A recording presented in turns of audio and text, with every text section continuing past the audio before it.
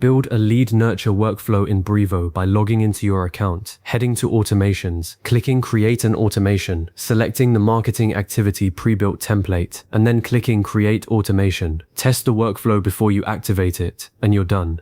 That's the entire process. You can stop right there, go do it, and have a functional automation in under 2 minutes. But if you stick around, I'll walk you through what's actually happening in each step. The settings I always tweak before hitting publish, and the one mistake that's burned me more than once, so you don't repeat it. When you log in, make sure you're inside the right Brevo account. I know that sounds obvious, but if you're juggling a client account or a separate testing environment, you'd be surprised how easy it is to build a whole workflow in the wrong place. I've done it, so glance at the account name in the top right corner before you do anything else. Once the dashboard loads, the left sidebar is your navigation anchor. You're looking for automations. It's the little lightning bolt icon, sitting right between campaigns and contacts. Click that, and you'll land on a page that lists every automation you've already set up. If this is your first one, it will just be a big empty state with a Create an Automation button. Before you hit that, take 30 seconds to scan the list. Even if it's mostly empty, getting into the habit of reviewing what's already live saves you from accidentally duplicating a nurture sequence that a teammate built last quarter. I always sort by the last modified date, so I'm looking at the freshest stuff first.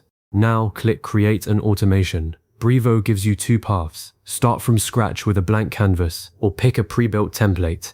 I'm going to be blunt, don't use the blank template for a lead nurture workflow unless you've built at least a dozen of these and know the exact trigger, delay, and action structure by heart. The marketing activity template under pre-built automations exists precisely for this use case. It's not a dumbed down version. It's a solid skeleton that's already wired to listen for contacts engaging with your marketing, email clicks, website visits, form submissions, and then route them through a timed series of touches. Selecting it loads a visual workflow with a trigger node, a few delay steps, and an email action already in place. This alone will save you about 20 minutes of node dragging. I still customize every single block before I go live, but I'd much rather edit a working template than build topology from nothing. So click Marketing Activity. Right after you select the template, Brevo shows you a summary of what's included, and you'll click Create Automation to open the full workflow editor. This editor looks like a flowchart, and if you've ever used Zapier or Make, the logic will feel familiar.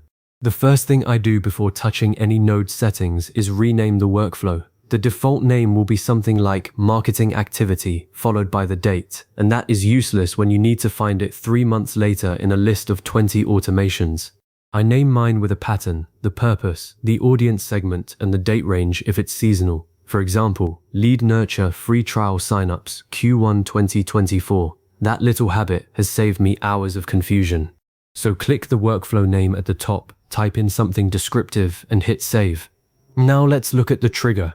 The template's trigger is typically set to fire when a contact performs a marketing activity, which is Brevo's way of saying, clicked a link in an email or submitted a form on your landing page. You'll want to tighten that. If you leave it wide open, every new subscriber who clicks anything enters the nurture, and that includes existing customers, which can create really messy overlaps with your onboarding flows. I always add a condition. Contact list is contact has not been sent any email in the last 30 days. That way you're truly warming up fresh leads, not re-triggering people who are already active. Setting this correctly is the difference between a clean, high-converting sequence and a deliverability nightmare where people mark you as spam because they got 2 contradictory emails on the same day. Next, the wait steps. The template spaces emails out with delays, usually 3 days by default. That's a fine starting point, but I almost always adjust the first delay to be shorter, 1 day, sometimes even just 6 hours. Why? Because a lead who just downloaded your lead magnet or signed up for a trial is at peak curiosity right then. Hitting them with the first valuable follow-up while they're still warm can bump open rates by 15 to 20% in my experience. The second and third emails can stretch out to 3 and 5 days. But test what works for your audience. Brevo's analytics will tell you quickly if you've got the cadence right.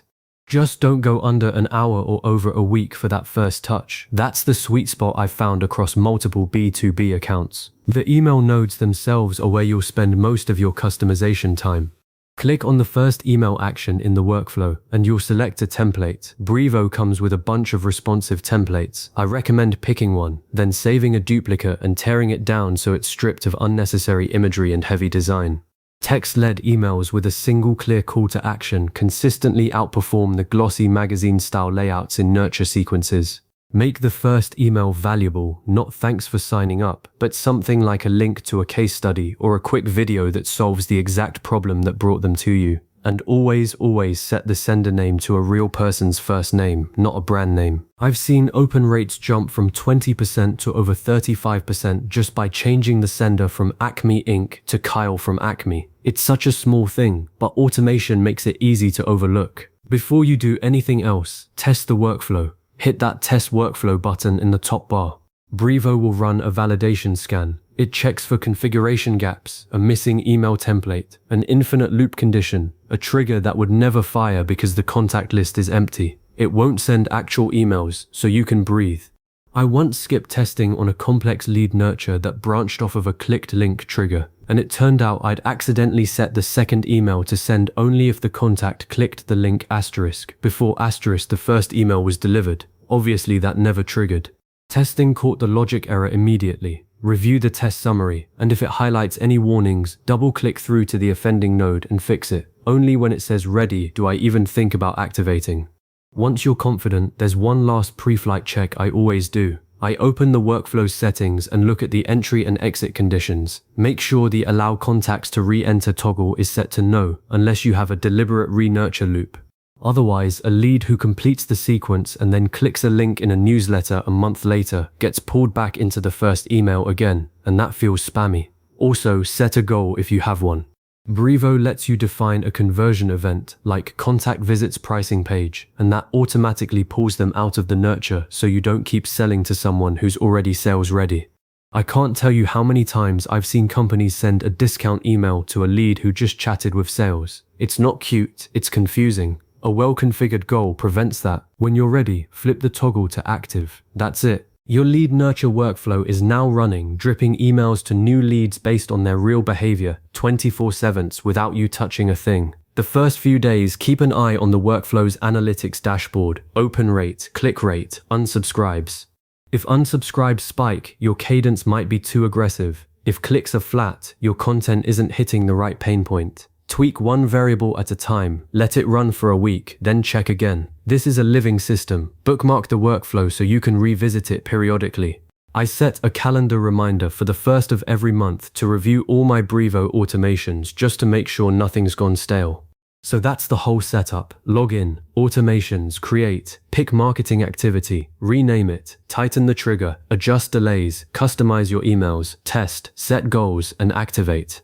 Do that, and you've got a lead nurture workflow that actually nurtures, not just another batch of auto emails cluttering your prospects' inboxes.